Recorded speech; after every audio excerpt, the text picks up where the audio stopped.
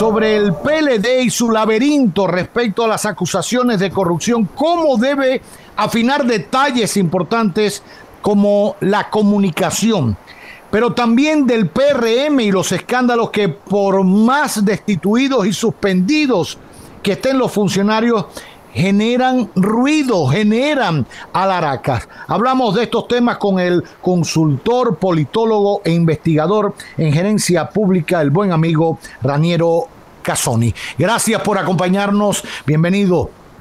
Buenas tardes, Roberto. Hablemos un poquito, viendo todo este panorama, les recuerdo tanto cuando nos veíamos en el estudio, de la importancia que usted insistía de que entonces los candidatos se dejaran asesorar, se dejaran trabajar comunicacionalmente, que no relegaran la comunicación política o de campaña a un segundo lugar y para concentrarse en el voto solamente, que era importante. Y uno lo ve con el tiempo, tanto en el PLD, que ahora pasa a la oposición sin una estructura comunicacional como la que tenía en su momento en el poder, y lo ve también en el PRM, que evidentemente adolece de una estructura comunicacional como partido y como gobierno. ¿Por dónde arrancamos? PLD. Bueno, vamos a arrancar por el PLD, vamos a arrancar por la oposición. El PLD tiene una marca ahorita enferma, donde la gente asocia al PLD a corrupción. Y de eso se ha valido quizás la estrategia del gobierno en cada una de las auditorías que están realizando, donde quiere ver sangre, por decirlo de algún modo, de aquellos que robaron o de aquellos que la gente entiende que robó. Porque ese es un tema que también está ocurriendo y que pocos liderazgos han tenido la sindéresis de salir y decir, cuidado con el tribunal de las redes sociales. Claro. Y el tribunal de las redes sociales está llevando a la sentencia de que todos los políticos son malos, de que todo el que gobierna es malo. Y vamos a estar claros, ningún político va a aspirar y va a decir la verdad. Eso es como toda Miss que va a un concurso y le preguntan ¿qué deseas tú? Y te van a decir yo deseo la paz mundial. Pero el político te va a decir yo lo que deseo es ayudar a la gente. No te va a decir que va a robar. Esa es la verdad. Pero no todo el que va a hacer política lo está haciendo con la intención de robar. Lo está haciendo también con una intención de querer servir a la sociedad. Y hay que poner eso en el punto porque lo que está atacando es a la democracia al final del punto. O sea, no está atacando a un partido, está atacando a la credibilidad de los políticos, que también va a ir en contrasentido a quienes gobiernan hoy. Entonces, esta persecución, que se pudiera determinar de algún modo, persecución es, como lo dijiste tú al principio, pareciera que fuera dirigido. Van por Margarita, quieren ver cómo están las auditorías de Margarita Cedeño, las auditorías de Abel Martínez, la auditoría de Domínguez Brito, ya sacaron a Gonzalo, pero siguen, enlodando lo que es la gestión PLD. Claro. Y es el PLDismo lo que está siendo visto mal. Y ahí ocurre que el PLD ha salido a defenderse siempre desde el punto de vista reaccionario, y no ha dicho, desde la gestión, fíjate que lo que voy a decir, desde el segundo gobierno de Danilo Medina, no ha dicho el impacto social que ha tenido y que ha sido reconocido por ellos, digamos, por el círculo político. Claro. Cuando tú escuchas a dirigentes políticos decir que el segundo gobierno de Danilo Medina fue muy bueno también, sí, pero fue más de lo mismo del primero, pero no fue comunicado, no fue diferente. Y en este gobierno, y pasando un poco de lo que está ocurriendo desde el punto de vista de comunicación política, es que este gobierno solo se ha caracterizado por dos cosas y que preocuparía de cara a una elección al 2024. ¿Cuál es? El primero, el tema de justicia independiente, que están, digamos, acometiendo todo lo necesario para brindar justicia y, de hecho, tener algunas figuras clave hoy detenidas tras las rejas, como el hermano de un expresidente, y eso suena poderosísimo. Y un procurador general.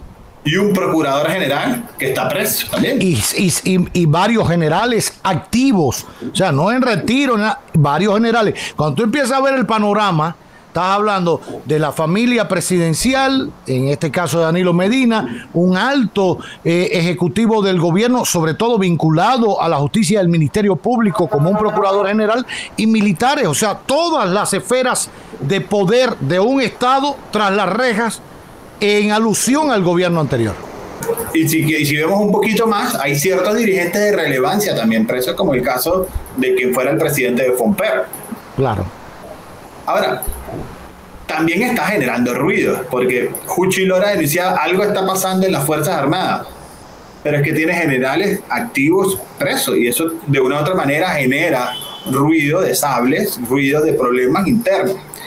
Pero hay un segundo elemento que ha caracterizado también a este gobierno, que es que pareciera que todo lo que digan las redes sociales, yo me acojo a lo que digan las redes sociales, y no hay realmente una articulación de las demandas que permita definir por dónde debo entrarle, o como dicen acá, por dónde se le entra el agua al coco. Claro. Y ese ha sido el problema principal que ha tenido este gobierno, que ciertamente va a tener una favorabilidad en el presidente de la República, pero no a su gobierno. Y con eso podemos entrar de una vez en los casos emblemáticos de actos de corrupción. Toda denuncia. Antes de ir al PRM y los actos de corrupción, quedándonos un poquito en el PLD ayer hacía una denuncia, bueno, y hoy la reafirmó en una conferencia de prensa, hablando de la judicialización de la política. Algo que hasta ahora en República Dominicana no se había contagiado. Si bien es cierto que de alguna manera la crítica estaba en que la política o el político de guardia o en el poder en el momento se apropiaba un poquito de estamentos de la justicia y el Ministerio Público, siempre hay que recordar que de acuerdo a nuestra Constitución, el Ministerio Público es una estructura de gobierno, no responde a la sociedad civil, ni responde a Periquito Pérez, ni responde a la Corte Interamericana de los Derechos Humanos, ni nada por el estilo. Es una estructura de gobierno, y por eso Luis Abinader juramentó a Miriam Germán y a Jenny Berenice. Fue él que la juramentó, no vino la Corte de la Haya, ni vino nadie, ni la OEA a juramentar a Miriam. No es un organismo aparte, recibe un presupuesto del Estado, es presupuestada por el gobierno, etcétera, etcétera. Independientemente de eso, América Latina estuvo permeada de procesos de judicialización de la política, de politización de la justicia, en casos en Argentina, en casos en Perú, en Colombia. Nunca olvidemos que Alan García, en medio del caso y del escándalo Odebrecht, que es una muestra fehaciente de cómo se politizó la justicia en Brasil, nunca olvidemos Moro cómo terminó y cómo ahora está buscando ser candidato presidencial, y toda esa mecánica no fue por gusto ni nada, y qué logró con Lula da Silva, etcétera. Y Alan García se dio un tiro. Entonces, no estoy con eso justificando a Alan García. Creo que Alan García tuvo unos gobiernos fatales en la década del 80, pero después también...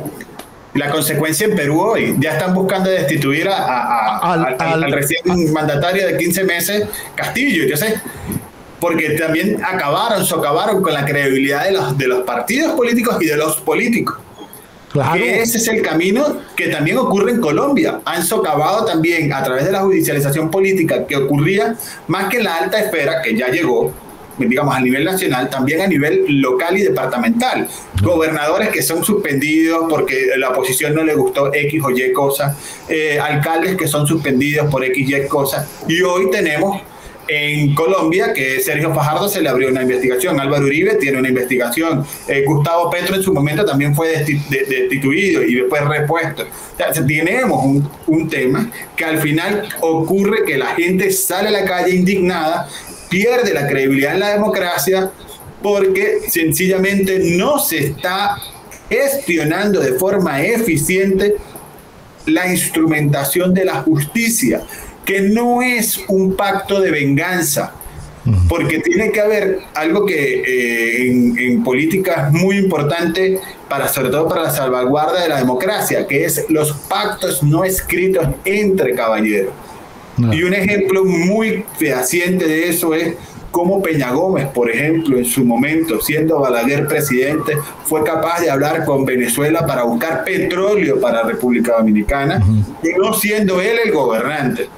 Cuando hay un compromiso más allá de la identidad partidaria, sino de una identidad nacional, es lo que hace capaz de salvaguardar la democracia, no siendo Balaguer el presidente más democrático en su momento. Claro. No, pero además con el propio Peña Gómez, cuando en un momento muchos se le acercaron a decirle, vamos a tirar los guardias para la calle, usted tiene pueblo, cuando le robaron las elecciones en su momento Balaguer a Peña Gómez, y él dijo que no, y se resistió a eso. Ahora, tú decías algo importantísimo también, que era el tema de cómo todo esto atenta a lo principal, a la democracia. Entonces, arrinconar al PLD de la manera que lo están haciendo, pensando que con eso lo destruyen y lo pueden disolver, bueno, si se lo proponen, cualquiera que esté en el poder lo logra. Lo hicieron con el Partido Reformista Social Cristiano, no arrinconándolo, pero sí comprándolos. Y el Partido Reformista Social Cristiano desapareció. No tienen una incidencia social importante. El PRM sabe que Fuerza del Pueblo recién comienza a dar sus primeros pasitos y llevará tiempo crear una conciencia de partido en esa nueva institución política en nuestro país. El PRD, ni hablar. Eso es una entelequia. Entonces, ¿qué queda? El PLD, una nación sin oposición, termina siendo el reflejo de varios países de nuestra América, no muy distante. Veamos experiencias como Nicaragua, veamos experiencias como Venezuela, aun cuando vemos que en los titulares existen los partidos y todo eso, ¿en qué han terminado? En los copellanos, y tú puedes hablar de eso más que yo, copellanos y todo eso, que hoy la partidocracia dominicana está pasando por la misma experiencia de decadencia de los partidos tradicionales en Venezuela. Se aprovecharon de esa circunstancia en su momento. Surgió un personaje con grado de coronel o no sé qué. Entonces aquí, encerrando a generales, metiéndolos presos incluso en un momento difícil de las relaciones bilaterales con Haití, en el máximo punto de ebullición, en un momento en que se pensaban que los americanos iban a utilizar territorio dominicano para invadir Haití y sacar a los religiosos, a estos que están secuestrados y una serie de gente. Entonces es muy delicado usted atentar contra la estabilidad social y política de un país, y sobre todo destruir algo tan sagrado como la democracia.